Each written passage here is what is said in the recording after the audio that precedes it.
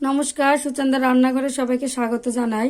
আজকে আমি ঢেঁড়স পাতুরি বানিয়ে দেখাবো। আপনারা পুরো ভিডিওটা স্কিপ না করে দেখতে থাকবেন, আশা করি আপনাদের ভালো লাগবে। তো চলুন মূল রেসিপিতে চলে যাব। আমি এখন ঢেঁড়সগুলো কেটে নিব। এই যে দেখতে পাচ্ছেন ঢেঁড়স, এই ঢেঁড়সটার আমি মাছ বরাবর এভাবে কেটে নিব।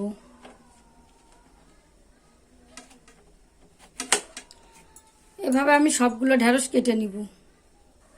সবগুলো ঢেঁড়স আমি এভাবে কেটে নিয়েছি। কড়াই গরম হয়েছে, তেল দিয়ে দিচ্ছি।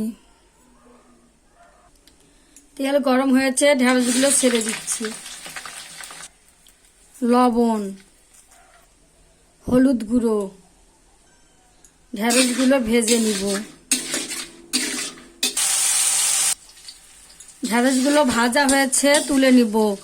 যারা ঢেঁড়স খেতে পারেন না পিছলার জন্য বা নেলপার জন্য, তারা এভাবে ঢেঁড়সটা রান্না করে খাবেন, দেখবেন ভালো লাগবে, খেতেও পারবেন। এখন আমি সবগুলো ঢেঁড়স তুলে নিচ্ছি।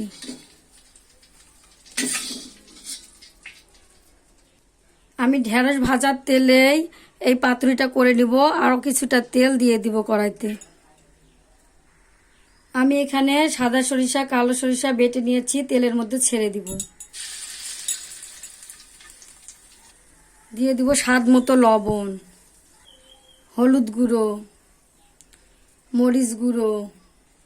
মশলাগুলো ভালোভাবে কষিয়ে নিব।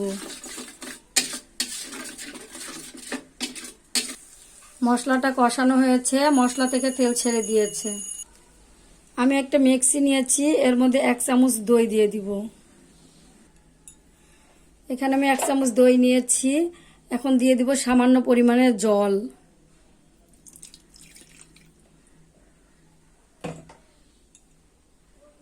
এখন আমি দইটা এভাবে ব্লেন্ড করে নেব।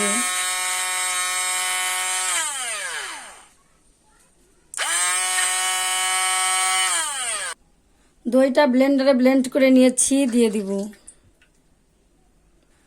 আবারও মশলার সঙ্গে দইটা ভালোভাবে কষিয়ে নিব। 4টা কাঁচামরিচ নিয়েছি, দিয়ে দিব। দইয়ের সঙ্গে আমার মশলাটা কষানো হয়েছে, দেখেন আবারও মশলা থেকে তেল ছেড়ে দিয়েছে। এখন আমি সামান্য পরিমাণে জল দিয়ে দিব, একটুখানি নেড়ে দিব।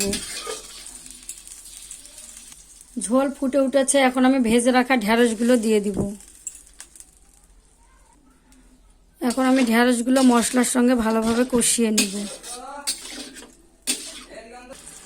ঢেঁড়সগুলো ভাজা আছে, তাই বেশি ফুটাতে হবে না, 5-6 মিনিটের মতো ফুটিয়ে নিলেই হবে। আর বেশি সিদ্ধ হয়ে গেলে ঢেঁড়সগুলো একদম গলে যাবে। আমার ঢেঁড়স পাতুরিটা হয়ে গেছে, আর কালারটা দেখেন একদম জোস এসেছে, মনে হচ্ছে দেখেই খেতে ইচ্ছা করছে।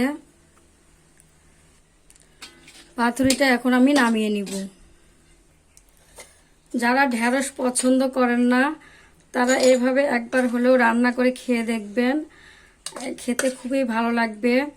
আর ঢেঁড়স একটু পিছলা টাইপের, কিন্তু এইভাবে রান্না করলে ঢেঁড়স কখনোই পিচ্ছিল টাইপের হবে না। আর এই পাতুরিটা খেতে অসাধারণ লাগে গরম ভাতের সঙ্গে। তো আজকের ভিডিওটা আমার কেমন লাগলো অবশ্যই কমেন্ট করে জানাবেন। ভালো লেগে থাকলে লাইক দিয়ে সবার সঙ্গে শেয়ার করবেন, সাবস্ক্রাইব করে আমাদের পাশে থাকবেন। সবাই ভালো থাকবেন, সুস্থ থাকবেন। সবাইকে ধন্যবাদ।